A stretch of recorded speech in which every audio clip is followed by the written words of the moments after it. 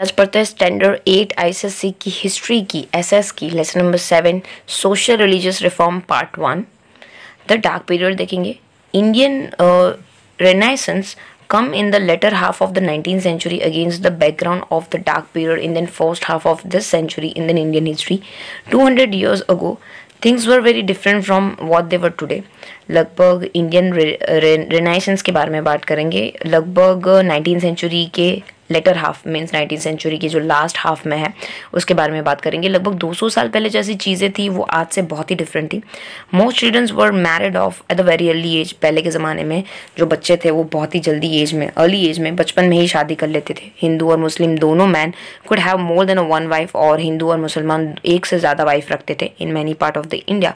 Window would praise if they choose to throw themselves on the funeral pyres of the dead husbands and were called the satis or the virtual women। ऐसी women को बहुत ही तारीफें मिलती थी जो अपने husband के मरने के बाद अपने आप को जलाकर राख कर देती थी। Very few want a girl child to be born in their homes and yet they worship the female goddess। बहुत ही कम लोग चाहते थे कि उनके घर पे बेबी गर्ल का बॉर्न हो और वही लोग गॉडेस की पूजा करते थे, देवियों की पूजा करते थे। मोस्ट ऑफ द लोगों को बॉयज ही चाहिए थे। Women could not inherit in property and worth of all। उनके पापा की कोई भी प्रॉपर्टी में लड़कियों का हिस्सा नहीं होता था पहले के ज़माने में। Most women had a little or no access to the education। पहले के ज़माने में लड़कियाँ इतना ज़्यादा पढ़ाई भी नहीं करती थी। डू यू नो, देखते हैं as a later year of 1829 the lower caste people or the untouchables were not allowed into the government school। पहले के ज़माने की बात कर रहे हैं कि untouchables को स्कूल में अलाउमेंस नहीं मिलता था। लो क्लास पीपल थे एक्चुअली, उनको जो टच नहीं किए, इनको कोई भी परमिशन नहीं थी कुछ भी चीज़ें टच करने का, उनको स्कूल जाने की भी अलाउमेंस नहीं थी। when a few of this did manage to get the admission into the Bombay presidency they were allowed to sit on the veranda outside the classroom। जिनको एडमिशन लिया उन्होंने बॉम्बे प्रेसिडेंसी, उनको भी क्लास के बाहर रख के पढ़ाया जाता था। Listen to the lessons without poutings the classroom where the upper class had the privilege of sittings। Upper class को बैठने की परमिशन थी, हालांकि लोअर क्लास को वो लेसन्स स्कूल के बाहर या फिर क्लासरूम के बाहर ही बैठ के सुनने की परमिशन थी। बाजू में राजा राम मोहन रॉय जो पायनियर है मॉडर्न एजुकेशन इंडिया, वो इंटरनल के पॉइंट ऑफ व्यू से बहुत ज़्यादा इंपॉर्टेंट है कि राजा राम मोहन रॉय है जो इंडियन एजुकेशन की नींव माने जाते थे। स्टेप इन पिक्चर्स देखेंगे। यहाँ पे सती प्रथा हो रही है कि उसके हस्बैंड के मर जाने के बाद वही लाश जहाँ पे जलाते हैं उसी के ऊपर उसकी वाइफ की लाश, उसकी वाइफ को जिंदा जला दिया जाता था। सती प्रैक्टिस कर रहे हैं। In then many region of the country the Indians were divided along the lines of the caste. Brahmin Kshatriyas consider themselves for upper caste and Brahmins priest exploit the ignorant masses in the name of regional with the meaningless rituals and the sacrifice। पहले के ज़माने में society को दो cast में बांटा जाता था, upper class and lower class, जिसमें ब्राह्मीण्स और क्षत्रिय अपर क्लास में आते थे और ब्राह्मीण्स बहुत ज़्यादा रिचुअल्स फॉलो करवाते थे लोगों से, बेधड़क पैसा भी लूट लेते थे। There was hardly any education among masses, और पढ़ाई कोई नहीं करता था। The lower caste were consider as untouchable, और जो लोअर क्लास थे उन्हें अनटचेबल माना जाता था। They could not fetch the water from the same well as the upper class. Upper class और लोअर क्लास के कुएं भी अलग अलग खुदवाए जाते थे। They could not eat with them nor they could temple to pray along with them as they were as a inferior being. मतलब ऐसा ट्रीट किया जाता था कि दोनों एक टेम्पल में भी नहीं जा सकते, एक थाली में से खाना भी नहीं खा सकते, उनको एक बहुत ही खराब चीज़ की तरह ट्रीट किया जाता था लोअर क्लास को। वर्किंग टुवर्ड द चेंजेस देखेंगे। Under the British schools were started to provide the western education. जब ब्रिटिशर आए तो स्कूल शुरू हुए, इंग्लिश एजुकेशन शुरू हुआ as a result of the English education. The idea of the human rights, equality and the rights of the people to be free started affecting India. ताकि equality, human rights, rights to people to free, ये सब चीज़ें affect होने लगी English education आने की वजह से। 10 the rule of the east India company had a great influence on the life of the Indian who were well educated in both India and the English language। देखने जाएंगे तो east India company के English school डालने से English language की वजह से बहुत सारे बदलाव भी आए। It was the impact of the western civilisation brought the British that about their awakening toward the better order of the Indian society. इस हिसाब से इंडियन सोसाइटी का ऑर्डर भी चेंज हुआ, जो प्रथा इतने टाइम से चलती आ रही थी वो थोड़ी बहुत बदलाव आने लगी। Growth of the education lead the development of the press. देखने जाएंगे तो जैसे ही पढ़ाई में प्रमोशन हुआ, लोग पढ़ाई करने लगे, वैसे करके कम्युनिकेशंस, मैगजीन्स, न्यूज़पेपर, प्रेस, इन सबको भी सराहना मिलने लगी। ये सब चीज़ें भी स्टार्ट हो गई। प्रिंटिंग का युग शुरू हो गया। Printed tracks and the newspaper not only spread the new ideas but they shape the nature of the debates. देखने जाएंगे तो सिर्फ लोगों के ख्याल नहीं बदलने में साक्षात हुए, लेकिन लोगों के अंदर डिबेट करने का भी नेचर आया कि this things is right, this thing is wrong. और wider public could now participate in this public discussion. बहुत सारे लोग ये पब्लिक डिस्कशन में पॉसिबली प्रेजेंट रह पाए एंड एक्सप्रेस देयर व्यू, और वो अपने व्यू को भी एक्सप्रेस कर पाए। The new idea emerge through this clash of the opinion. नई आइडिया है वो क्लैश होने लगी अलग अलग ओपिनियन के साथ। This was the time of intense controversies between the social religious reforms and the Hindu orthodox over the matter like widow immolations, monotheisms, Brahmanisms, priesthoods, idolatry. To reach the wider audience, the idea were printed in the everyday spoken language of the ordinary people. देखने जाएंगे तो जैसे ही education बढ़ने लगा तो बहुत सारी चीज़ें का बखेड़ा खड़ा हो गया। सोशल और रिलीजियस रिफॉर्मर्स क्रिएट होने लगे कि यार सती प्रथा रॉन्ग है, पुराने ज़माने के जो विधवा के वापस से री मैरिज पे बैंड है, वो सब चीज़ों पे डिस्कशन होने लगा कि एक ही भगवान है, एक ही शादी करो, या फिर ब्राह्मणिज्म्स की प्रीस्टहुड की जो पूजा कर रहे हैं, ये सारे अलग अलग टॉपिक्स के ऊपर सवाल उठने लगे। ठीक है, और लोगों के जो आइडिया थे वो एवरीडे पेपर में प्रिंटेड होने लगे लोकल लैंग्वेज के साथ, तो लोगों को समझ में आने लगा कि क्या चीज़ें राइट है, रॉन्ग है। इट इज़ ट्रू दैट ये बदलाव आने में बहुत टाइम लग गया, लेकिन धीरे धीरे एजुकेशन लेने की वजह से बदलाव आए। It is true that the English had their own selfish motives and wanting to educate Indian man, but this proved to be a blessing in disguise. देखने जाएंगे तो इंग्लिश सिर्फ अपने भले के लिए इंडियन मैंस को पढ़ाना लिखाना चाहते थे ताकि वो उनकी भाषा समझ पाए, उनकी तरह सोच पाए, वो उनके बदलाव में लाना चाहते थे। लेकिन ये बदलाव इंडियंस के फेवर में आया, इंडियंस को फायदा हुआ ये बदलाव से। The introduction of English education in India 1833 begin to spread, and with that educated man gave up their attitude of the blind faith to the authority and traditions and customs. देखने जाएंगे तो English education 1833 में शुरू हुआ, इसकी वजह से जो एटीट्यूड था ना ऑथोरिटी के ट्रेडिशंस और कस्टम जो ब्लाइंडली फॉलो कर रहे थे, उसमें बहुत सारे बदलाव आए। They become the critical of the abuse prevent in the Indian society and begin to think of the ideal social order for the country. लोग क्रिटिसाइज करने लगे जो गलत चीज़ें इंडियन सोसाइटी में प्रिवेल कर रही होती है उसके बारे में, एंड एक आइडल सोशल ऑर्डर को किस हिसाब से वापस से रीअरेंज किया जाए वो लोग सोचने लगे।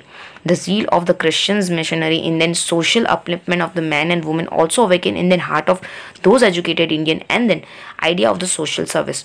मैन और वुमेन जो सोसाइटी के भले के लिए काम करना चाहते थे, उनको ये सर्विसें अच्छी लगने लगी, वो उनकी तरफ बदलाव होने लगी। This is how new awakening begin dawn upon our country often refers to as an Indian renaissance और द रीबर्थ, और इसको माना जाता है इंडिया की एक नई जीवन की शुरुआत। राजा राम मोहन रॉय के बारे में पढ़ते हैं 1772 to 1883। Raja Ram Mohan Roy is called the father of the Indian Renaissance. He was the first great social reformers of the 19th century who strongly felt that change were necessary in the society in order to do away the unjust practices. राजा राम मोहन रॉय को Indian renaissance का बदलाव का father माना जाता है, क्योंकि उन्हें लगा कि ये जो प्रिवेल हो रही है, इतनी सारी प्रथाएं जो प्रिवेल हो रही है वो बेकार है, अनजस्ट है, और जो भी प्रैक्टिसेस हो रही है वो इतनी ज़्यादा व्याजबी नहीं है। That is why he founded a reform society जिसका नाम था ब्रह्मो समाज, एंड लेटर उनको ब्रह्मो समाज कलकत्ता में नाम से फेमस जाना लगा। सोशल रिफॉर्म्स देखते हैं। He was the great supporter of the English education and did much to bring about the equality, greater freedom for the woman. उन्होंने बहुत सारी चीज़ें बात की कि जैसे कि इंग्लिश एजुकेशन लेना, वुमेन की फ्रीडम के बारे में बात की, और बीइंग वेल वर्ड्स in Sanskrit, Persian and language, उनको संस्कृत, पर्शियन और बाकी सारी लैंग्वेज अच्छी आती थी, तो इसी हिसाब से ही try to bring out the through his writing that the sati had no section in our ancient religious book. लोगों को समझाया उन्होंने लिख के, बता के, बोल के कि सती जो है हमारे कोई भी रिलीजियस बुक में नहीं है, तो ये प्रथा नाबूद होनी चाहिए, बंद होनी चाहिए, क्योंकि इसका कोई मतलब नहीं है। British official and then earlier Mughal emperor too had been criticals of the Indian customs and traditional. जो ब्रिटिशर थे वो भी बहुत परेशान थे इंडिया के पुराने कस्टम्स और ट्रेडिशन से। He campaign hard against this cruel practices and with the support of the other English reforms in India like William Carley and the lord William Bentinck got study bands and made punishable by the law 1829। कुछ viceroy India में आए जैसे कि William कार्ली और Lord William Bentinck, जिन्होंने सती को हमेशा के लिए 1829 के बाद बैन कर दिया और पनिशेबल ऑफेंस भी बना दिया कि जो भी ये फॉलो करेगा उसको पनिशमेंट दी जाएगी। This was Raja Ram Mohan Roy greatest achievement in the field of the social reformer. और ऐसा माना जाता है कि राजा राम मोहन रॉय का ये सबसे पहला इनिशियल स्टेप था ये समझ के ऊपर। द ब्राह्मो समाज ऑल्सो कंडेम्स द पर्दा, चाइल्ड मैरिज, पोलीगामी मीन्स एक ही वाइफ से एक से ज़्यादा शादी करना, फीमेल इन्फेंटिसाइज, बच्ची को मार डालना, स्पेशली लड़की, एंड डिस्क्रिमिनेशन अगेंस्ट वुमेन, और वुमेन के बीच में भेदभाव करना, ये ब्रह्मो समाज के मेन टॉपिक थे, इसके बारे में लड़ना. He laid the foundation of the English school and the Hindu college and then Veranda college. उन्होंने इंग्लिश स्कूल और हिंदू कॉलेज और वरंडा कॉलेज का फाउंडेशन रखा था. He open the school for the girl as a Samaj stood for the spread of the education modern subject as well as the English language in the school. उन्होंने बहुत सारी school girls के लिए open की, समाज के लिए स्टूड होने के लिए, जिसमें कुछ कुछ स्कूल इंग्लिश में भी थी और मॉडर्न स्कूल्स में भी थी.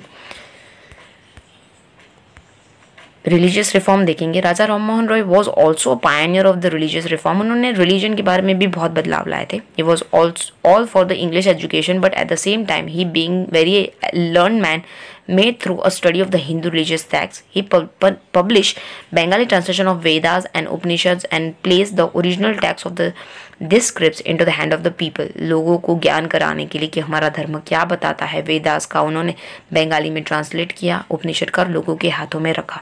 The Brahmo Samaj believe in then only one God. Brahmo Samaj सिर्फ एक ही भगवान में मानता है और ये आइडल पूजा पे प्रबंध लगाने के लिए बोलता है कि आइडल पूजा नहीं करनी चाहिए, मूर्ति पूजा पे बैंड लगनी चाहिए और भगवान सिर्फ एक ही है. समाज रिस्पेक्टेड ऑल द रिलीजन, और हमें सारे धर्म को एक ही इक्वल नज़रिए से देखना चाहिए. It took the best from all the religions and brought about the synthetic Indian philosophy of Upanishad, the ethical teaching of the Islam, and then humanism at the Christianity. It was opposed to superstition unless the rituals, rites and sacrifice.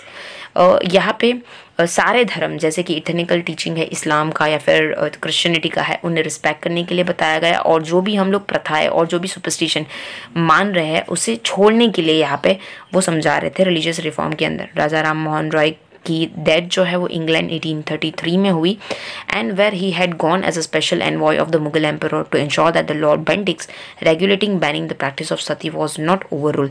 ये देखने के लिए Mughal emperor के behalf की जो Bentinck ने जो सती की बैंड की जो लॉ लाई हुई है वो कहीं ओवर रूल तो नहीं हो रही है, वो देखने के लिए भेजा हुआ था, और वहाँ पे उनकी डेथ हो गई. सो ये यूके में उनका एक ब्रिस्टोल्स के पास उनका एक स्टैचू लगाया हुआ है. ये पेडेस्ट्रियन पाथ है स्टेप लॉन्स ब्रिस्टॉन्स में, has been name Raja Ram Mohan Roy walk. उनकी टॉम और छतरी भी बनाई गई है, पहले उनकी बरियल प्लेस है. Arnos Vale cemetery in then burial attract many visitor, और बहुत सारे विजिटर ये देखने के लिए जाते भी है. नेक्स्ट है Ishwar Chandra Vidyasagar, a great Sanskrit scholar. Ishwar Chandra Vidyasagar was the principal of the Sanskrit college in Calcutta. Sanskrit college के ये प्रिंसिपल थे. A great educationist, and he admitted the students of the lower caste to his college, giving them a full encouragement to the study Sanskrit. और यहाँ पे वो बहुत ही अच्छे पढ़ाने वाले टीचर्स थे जो लोअर कास्ट को संस्कृत सिखाते थे. He also introduce the study of the modern western thought in his college. वो अपनी कॉलेज में मॉडर्न वेस्टर्न थॉट क्या है उसके बारे में भी पढ़ाते थे. As a inspection of the school, he opened the number of the school for the girls education. लड़कियों की एजुकेशन के लिए उन्होंने बहुत सारी स्कूल्स भी खोली थी. एजुकेशन वुमेन देखेंगे. डू यू नो में conservatives peoples were not in the favour of women education. लड़कियों के एजुकेशन पे कुछ भी नैरो माइंड थिंकिंग वाले पीपल अभी भी रेडी नहीं थे. They believe that literate girl would be widow और would be corrupted by the reading novel. कि पढ़ाई करने से सिर्फ गर्ल्स का सिर्फ ब्रेन वॉश होता है, नॉवल पढ़ने से और करप्ट हो जाएगा उनका brain. Sometime rebel women define such a prohibitions, और जो रिबल वुमेन हो जाती है वो इसी की बदौलत हो जाती है, वो अगेंस्ट हो जाती है वुमेन. इसीलिए there are many stories of the girl who secretly learn to read and write, और बहुत सारी ऐसी स्टोरीज है जहाँ पे सीक्रेटली वुमेन पढ़ती है लिखती है. In the eastern Bengal the early 19th century Rassundari Devi जो यंग मैरिड गर्ल थी वो बहुत ही ऑर्थोडॉक्स हाउस होल्ड में उनकी शादी हुई थी, and he used to learn in the secrets in the kitchen. वो किचन में बैठ के पढ़ती थी. Later she wrote her autobiography, उन्होंने ऑटोबायोग्राफी लिखी Amar जीबान which was publish in 1873, जो 1873 में पब्लिश हुई, और ये पहली फर्स्ट फुल लेंथ ऑटोबायोग्राफी थी जो बंगाली लैंग्वेज में पब्लिश हुई थी. He plain significant role in then making the widow remarriage lawful, and he is like a Raja Ram Mohan Roy and use the ancient Hindu text to suggest the widows could remarry. उन्होंने राजा राम मोहन रॉय की तरह बहुत सारे चेंजेस लाए, बदलाव लाए. उन्होंने लड़कियों की जो विडो है उनकी वापस से शादी करने पे भी जोर दिया. His suggestions were adopted by the British official, और लॉर्ड डेलहाउसी ने विडो रीमैरिज एक्ट वापस से लाया और उनकी सजेशन को लॉर्ड डेलहाउसी ने रिस्पेक्ट किया. By which it become the legal law for widow to remarriage. इस हिसाब से जो विडो है वापस शादी कर पाएगी वो लॉ के हिसाब से। Vidyasagar attend the first widow remarriage in Calcutta 1856। इन्होंने पहली बारी विडो की रीमैरिज भी अटेंड की थी खुद जाके 1856 में। Those who were against the remarriage of the widow oppose Vidyasagar, जो अगेंस्ट था विद्यासागर का बहिष्कार भी किया बहुत सारे लोगों ने, इवन उनको बॉयकट कर लिया। And courage of convicting and the fortune of the character, उनको कैरेक्टर लेस भी साबित कर दिया, ठीक है। By the second half of the 19th century the movement in favour of widow remarriage spread to the all part of country. पूरी country में ये जोरों शोरों से ये मूवमेंट चलने लगी। Swami Dayanand of the Arya Samaj and then Prarthana Samaj found by then RG भंडाकर and then Mahadev Govind Ranade encourage widow remarriages. ये दूसरे दो रिफॉर्मर्स थे जिन्होंने प्रार्थना समाज की फाउंडेशन रखी थी, जिन्होंने भी विडो रीमैरिज पे जोर दिया। रामकृष्ण परमहंस और स्वामी विवेकानंद के बारे में पढ़ेंगे। रामकृष्ण परमहंस एक प्रीस्ट थे, was another significant social religious reformer, 19th century के रिफॉर्मर माने जाते थे। He had no formal education but by his holy life, simplicity of character, homely wisdom and his teaching won the heart of many people. उनकी सिखाने के तरीके, उनकी समझ, उनका कैरेक्टर, उनकी सिंप्लिसिटी लोगों के दिल जीतने में कामयाब हुआ था। He thought that all the religious were just a different way of teaching the goal, god realise और द सल्वेशन। सारे धर्म एक ही चीज़ सिखाते हैं, गॉड के इर्द गिर्द, सल्वेशन के बारे में, मुक्ति के बारे में। He felt the service to the man was service to the god. लोगों की मदद करना भगवान की मदद करने के अलावा और कुछ नहीं है। That spiritual value must be preserve. जो आत्मीय शक्ति है उसे बचाने की जरूरत है। One day a young lad of 18 named Narendranath Dutt come to the Sri Ramakrishna. These meetings completely transform him and he become his discipline. एक दिन की बात है, लगभग एक 18 साल का एक यंग लड़का नरेंद्रनाथ दत्त करके श्री रामकृष्ण के पास आए और उनका हृदय परिवर्तन हो गया और उनके शिष्य बन गए। When his Guruji passed away in August 1886, the Narendra took the vow of sannyas and also a new name by his the words known as the Swami Vivekanand। और उसके बाद गुरुजी के जाने के बाद उन्होंने अपने गुरुजी की जगह संभाली और वो सन्यासी बन गए। उन्होंने एक नया नाम धारण कर लिया जिसका नाम था स्वामी विवेकानंद, और हम लोग सब स्वामी विवेकानंद को जानते हैं। ये उनकी गुरुजी का फोटो है। Swami Vivekananda explain the true wisdom of the Hindu religions. उन्होंने समझाया था कि हमारे कल्चर, रिलीजन का सही मतलब क्या है, सही समझ क्या है।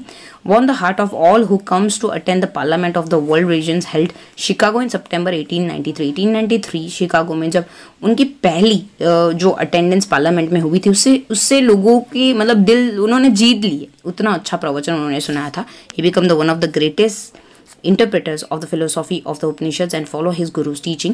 उनकी टीचिंग और उसके उपनिषद का जो जरिया था, जिस हिसाब से वो समझाते थे, वो बहुत ही अमेजिंग था। He represent India at the Parliament of the World Religions at Chicago and USA। जब शिकागो यूएसए पार्लियामेंट की पहली मीटिंग हुई थी, जब उन्होंने इंडिया के प्रति अपना नेतृत्व रखा था, वो इंडिया को रिप्रेजेंट करने गए थे 1893 में। Ramakrishna mission was establish by the Swami Vivekananda in the 1 May 1896 at Belur Karnataka. Ramakrishna mission की स्थापना हुई 1 May 1897 बेलर में, जो कर्नाटका में है। Mission open the hospital, school, orphanage and did much good work for the people. और ये मिशन ने हॉस्पिटल बनाए, स्कूल बनाए, अनाथ आश्रम बनाए और लोगों के लिए बहुत अच्छा काम किया। फैक्ट फाइल में देखेंगे, he was a great supporter of the untouchability, the rigid caste system and the women equal rights, respect in the society। Untouchability जो चली आ रही थी पुराने ज़माने में, उनके खिलाफ उन्होंने बहुत सारी बगावतें की थी। कास्ट सिस्टम को तोड़ने, जो बहुत ही रिजिड मानी जाती थी इंडिया की कास्ट सिस्टम, उनको तोड़ने में भी उन्होंने बहुत अच्छा योगदान दिया। वुमेन को इक्वल राइट्स दिलाने, उन्हें रिस्पेक्ट दिलाने के लिए सोसाइटी में उन्होंने बहुत मेहनत की थी। होपफुली आपको समझ में आ गया होगा। आगे की पढ़ाई पार्ट 2 में करेंगे। Thank you so much. अभी तक आपने हमारी चैनल को सब्सक्राइब नहीं किया है तो सब्सक्राइब आइकन को क्लिक करके सब्सक्राइब कर दीजिए। कमेंट में ज़रूर बताइए वीडियो आपको कैसी लगी और लाइक करना मत भूलिएगा। Thank you so much.